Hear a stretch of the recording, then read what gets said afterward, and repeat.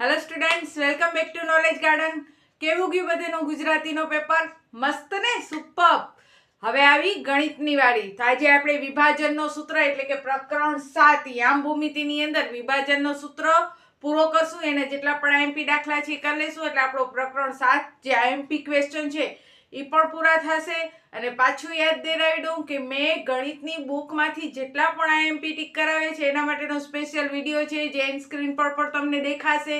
તો એ દાખલા જરૂરથી કરી લેજો કારણ કે એમાંથી તમને બોર્ડની અંદર ઘણું બધું પૂછાશે.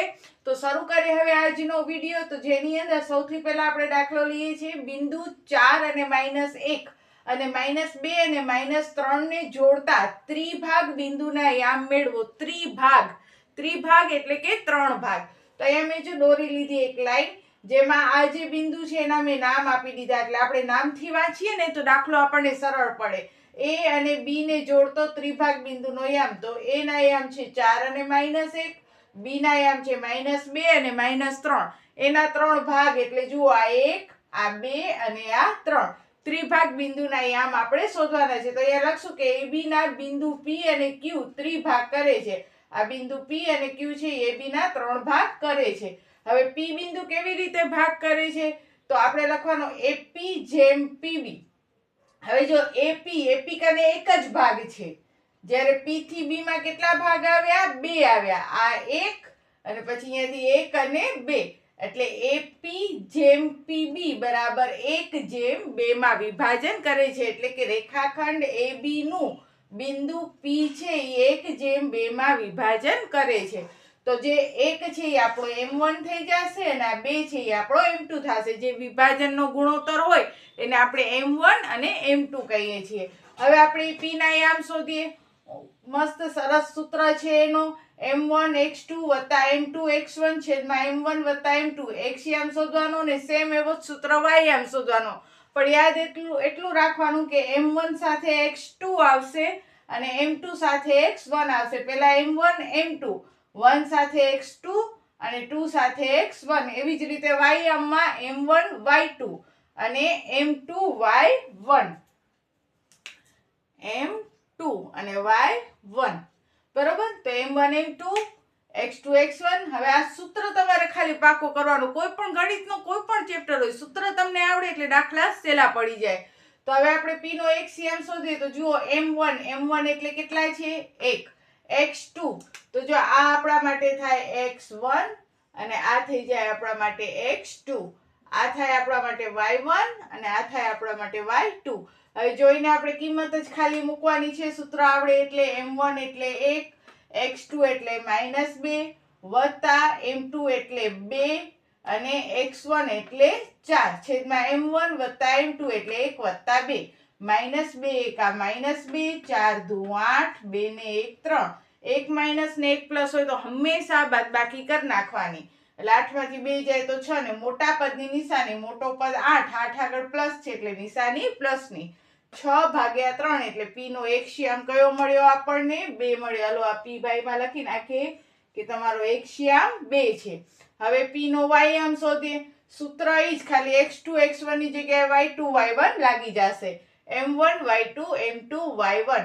હા, ઘણા mn જાતા હોય છે. એ રીતે પણ થઈ શકે. જેમ કે મેં અહીંયા M1 M2 ધાર્યો છે એને બદલે અમુક સ્કૂલમાં m જેમ n ધરાવે કે આ m અને આ n તો પણ થાય દાખલો. તો સૂત્ર આવી રીતે આવે mx2 વત્તા nx1.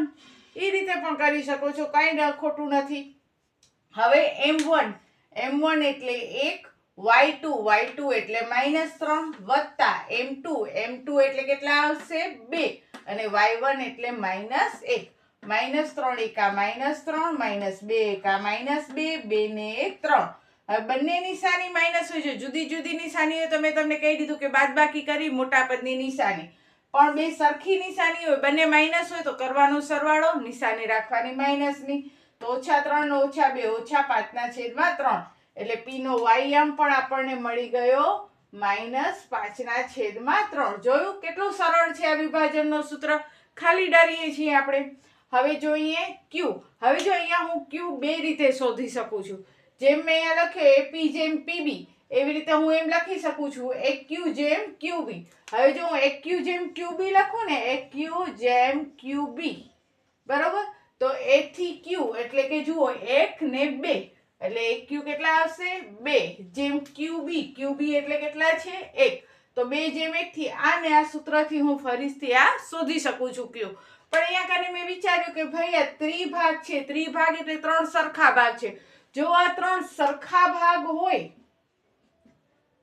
તો પછી આ P અને B નો Q શું થઈ ગયો કહેવાય? મધ્યબિંદુ થયો કહેવાય. મધ્યબિંદુનો સૂત્ર તો સ્વીટ એન્ડ શોર્ટ છે, સાવ નાનકડો છે, તો હું એનાથી શોધું છું. પણ જરૂરી નથી કે મેં મધ્યબિંદુથી શોધ્યો તો તમારે કમ્પલસરી મધ્યબિંદુથી શોધવાનો. તમને આ મેથડથી શોધવું હોય તો પણ શોધી શકો. પણ અહીંયા મને ખ્યાલ છે કે P થી Q અને Q થી B નું અંતર સરખો છે એટલે Q મધ્યબિંદુ છે. તો મધ્યબિંદુ Q ના યામ શું થાય? તો મધ્યબિંદુનો સૂત્ર શું આવે? x1 x2 છેદમાં 2 અને y1 y2 છેદમાં 2. Short and sweet. તો Q નો x યામ તો x1 વત્તા x2 છેદમાં 2. હવે અહીંયા Q નો x યામ કયો લેવાનો? તો Q કેનો મધ્યબિંદુ છે? P અને B નો મધ્યબિંદુ છે. એટલે x1 તરીકે 2 લેવાનો, x2 તરીકે -2 લેવાનો, પ્લસ માઇનસ -2. હવે +2 ને -2 ઉડી જાય એટલે 0/2 એટલે Q નો x યામ કયો આવ્યો? 0 આવી ગયો. પછી એવી જ રીતે y યામ શોધવા માટે y1 વત્તા y2 છેદમાં 2. હવે y1 એટલે -5/3 વત્તા y2 એટલે -3 છેદમાં 2. y1 વત્તા y2 છેદમાં 2. હવે જો અહીંયા કને તંતેરી 9, આ પ્લસ માઇનસ -9 -5 છેદમાં 3. જ્યારે પણ તમને સાદુરૂપ કરવાનું હોય ને ત્યારે તમે આવી રીતે કરી શકો છો. -5/3 આ પ્લસ માઇનસ -3 ગોલ રાઉન્ડ ફરી જવાનું. તંતેરી 9 -9 ને -5 એટલે -14. -14 ના છેદમાં પાછા 3 આવે, બરોબર. તો જો અહીંયા -5 તંતેરી 9 એટલે -9 -5 છેદમાં 3. હવે 9 ને 5 કેટલા થયા? -9 ને -5 -14. હવે આ 3. હવે -14 ના છેદમાં 3 પણ છે અને 2 પણ છે. હવે 2 ના છેદમાં કઈ નથી તો શું આવે? 1. તો આપણે એને સાદું રૂપ આપીએ તો 1 ઉપર આવી જાય અને 2 નીચે આવી જાય. એટલે કે આ અંશ છે એ છેદમાં ને છેદ છે એ અંશમાં. તો ભાગાકારને ગુણાકારમાં ફેરવવો કે એને કાંઈ ના ખબર પડે તો આ બેનો ગુણાકાર કરી નાખવાનો. -5 ને -9 -14 ના છેદમાં 6. એટલે y આમ પણ આપણને મળી ગયો -14 ના છેદમાં 6. બરોબર. તો તમે આ સિમ્પલ સૂત્ર x1 વત્તા x2 છેદમાં 2, y1 વત્તા y2 છેદમાં 2 થી પણ શોધી શકો અને આ સૂત્રથી કરવું હોય તો આ સૂત્રથી પણ તમે શોધી શકો. હજી એવો એક નેક્સ્ટ દાખલો આપણે જોઈએ. પછી જોઈએ કે a એના યામ છે -2 b ના યામ છે 2 અને -4. AP બરાબર 3 ના છેદમાં 7 AB ને આપણે અહીંયા કીધું છે કે P ના યામ શોધો. P ના યામ આપણે શોધવાના છે. A ના યામ આપી દીધા, B ના યામ આપી દીધા. અહીંયા કને ગુણોત્તર કંઈક આ રીતે આપ્યો કે AP બરાબર 3 ના છેદમાં 7 AB. તો એકવાર આ ગુણોત્તરને આપણે સમજીએ. તો જો આ AB આની સાથે ગુણાકારમાં છે તો એ ગુણાકાર જે છે ને અહીંયા લઈ આવે તો શેમાં આવી જાય? ભાગાકારમાં. એટલે આ AP છે તો આ AB એના છેદમાં આવી જાય. બરાબર 3 ના છેદમાં 7 એટલે કે AP નું પ્રમાણ 3x અને AB નું પ્રમાણ 7x. હવે અહીંયા સમજવાનું ઈ છે કે બધા વિદ્યાર્થી શું કરે? 3/7 કરી નાખે કે 3/7 માં વિભાજન થાય છે 3 અને 7 એટલે. પણ અહીંયા એ લોકોએ ચાઈને ફેરવીને દાખલો પૂછેલો છે. અહીંયા AB છે ને તમે જુઓ ડ્રો જુઓ તો AB એટલે તો આખી લાઈન છે આપણી, બરોબર. AB શું છે? આપણી આખી લાઈન છે. તો આખી લાઈન છે કેટલા ટુકડા કરેલા છે? આખી લાઈનના 7 ટુકડા કરેલા છે. આ AB એટલે AB ના 7 ટુકડા થવા જોઈએ. તો જુઓ આ 1 2 3 4 5 6 ને 7. હવે AP ના કેટલા ટુકડા થવા જોઈએ? 3. તો જો આ AP ના 3 1 2 અને 3, બરોબર. તો જુઓ હવે આ 1 2 3 અને હવે અહીંયાથી ફરીથી ગણીએ તો 1 2 3 4. તો AP જેમ PB એટલે કે રેખાખંડ AB નો બિંદુ P કયા ગુણોત્તરમાં વિભાજન કરે છે? તો 3/4 માં વિભાજન કરે છે. કારણ કે અહીંયા 7 છે. હવે આખા AB 7 હતા એમાંથી AP 3 છે તો PB 4 હોય, બરોબર. એટલે આ જરાક તમારે સમજીને કરવાનું. એમને એમ નહીં લખી નાખવાનું કે ભાઈ 3/7 માં પણ એપી 3 તો આ એ થી પી ના 3 ખાના, એ થી બી ના 7 તો આ એ થી બી ના કુલ 7 તો પી થી બી ના કેટલા થયા 4. આપણે તો એબી નું વિભાજન કરતા બિંદુ પી ના આયામ શોધવા છે, તો આપણે એપી જેમ પીબી જોઈએ, એટલે એપી જેમ પીબી બરાબર 3/4, એટલે m1 થયા 3, m2 થયા 4. હવે પી ના આયામ લખી નાખીએ. ઈ જ વિભાજનનો સૂત્ર m1x2 m2 x1 છેદમાં m1 m2 અને m1 y2 m2 y1 છેદમાં m1 m2. સૂત્ર લખી લીધો, માત્ર કિંમત લખો.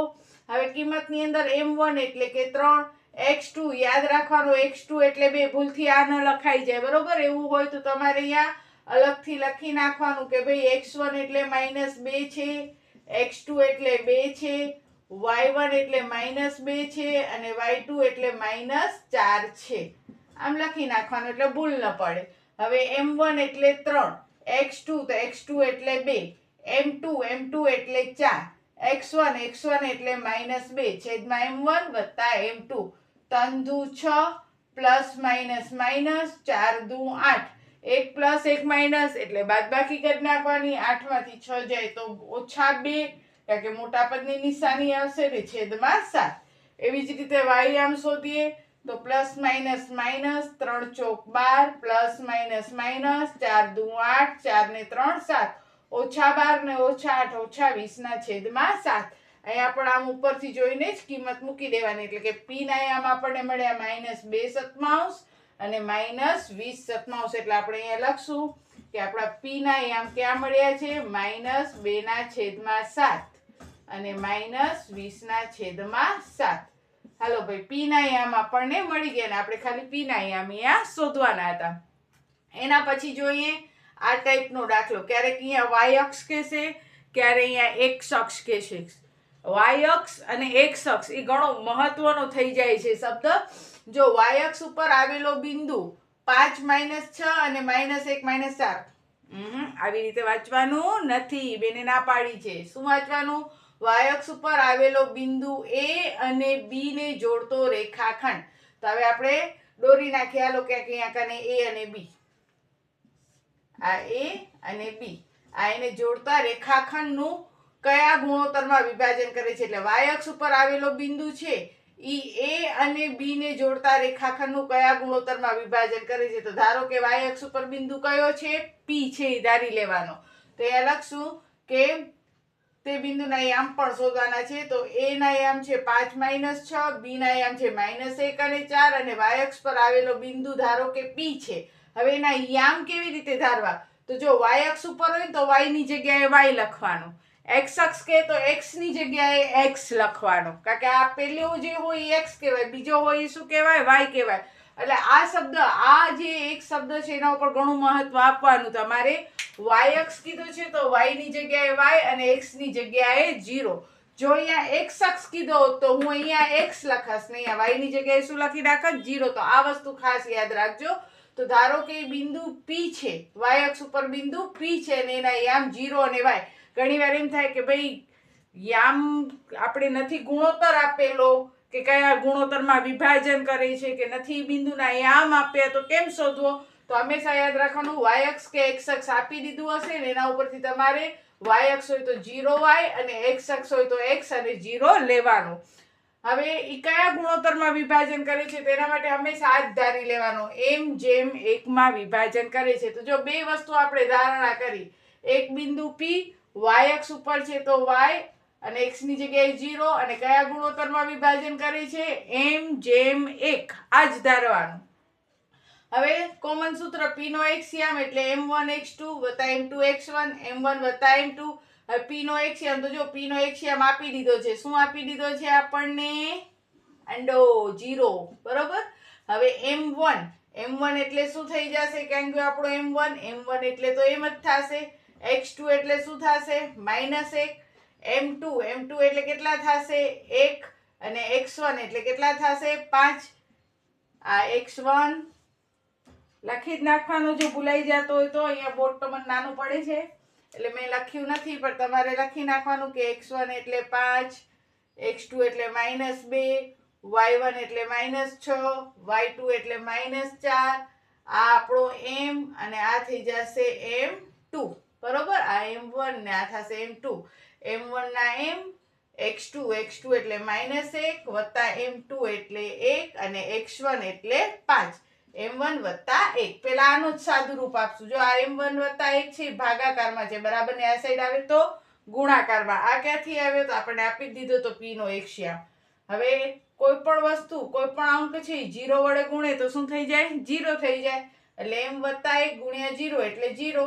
અહીંયા શું રહ્યા? -m એકા -m ને 5 એકા 5. -m અહીંયા આવે તો +m થઈ જશે, તો m બરાબર 5. બીજું તો કઈ વધ્યું નથી છેદમાં 5/2 કે 5/3. ધારો કે m બરાબર 5/2 આવત તો 5/2 લખત, પણ અહીંયા કને તો ખાલી 5 આવે એટલે 5/1 માં વિભાજન કરે છે.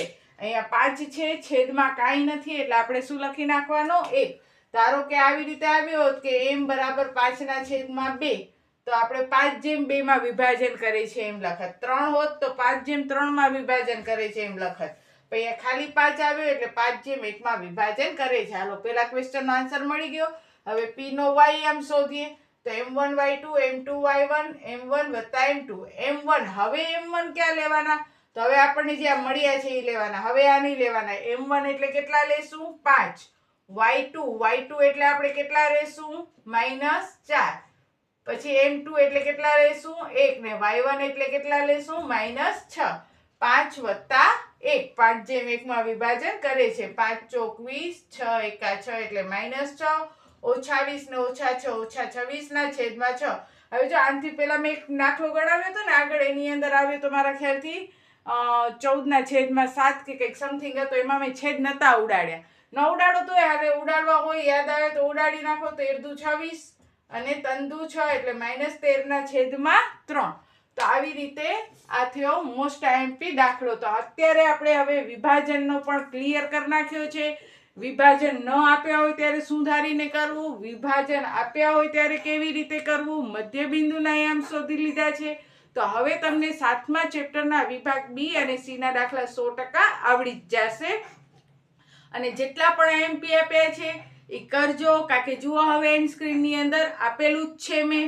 ઈ દાખલા જે ચોપડીના ટીક કરાવ્યા છે 100% તમને એમાંથી ઘણું બધું પૂછાશે.